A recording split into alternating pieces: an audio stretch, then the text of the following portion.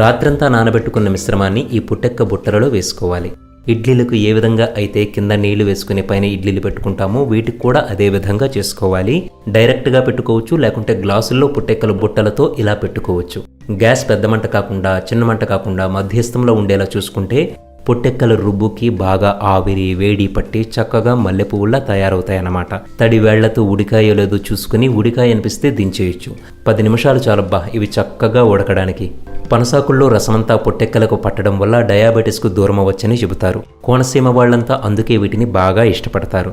ఇది కొత్తదేమీ కాదు, కానీ నవీన రుచులకు అలవాటు పడిన ప్రజలు దీనిని బాగా దూరం పెట్టారు. ఇప్పుడు దీని గొప్పదనం తెలిసి మళ్లీ అందరూ తినడం మొదలుపెట్టారు. పనసాకులే ఎందుకంటే పనసాకుల్లో కాల్షియం, పొటాషియం ఉంటుంది. పనసాకులతో చేసే పుట్టెక్కలు తినడం వల్ల తల్లుల్లో పాలు చక్కగా కలుగుతాయని, శరీర బరువు తగ్గుతుందని చెబుతారు. అలాగే ముఖంపై ముటిమలు ఉన్నవాళ్లు కూడా లేత పనసాకులను ముద్దగా చేసుకుని ముఖానికి పట్టిస్తే మంచి ఫలితం ఉంటుంది. పనసాకులను ఎండబెట్టి పౌడర్ చేసుకుని పనస టీ కూడా చేసుకోవచ్చు. ఇన్ని ఫలితాలున్న పనసాకులతో పుట్టెక్కలంటే ఇంకెందుకు వదులుకుంటాం చెప్పండి. కింద ఉన్న డిస్క్రిప్షన్లో పూర్తి వీడియో లింక్ ఉంటుంది, చూడండి.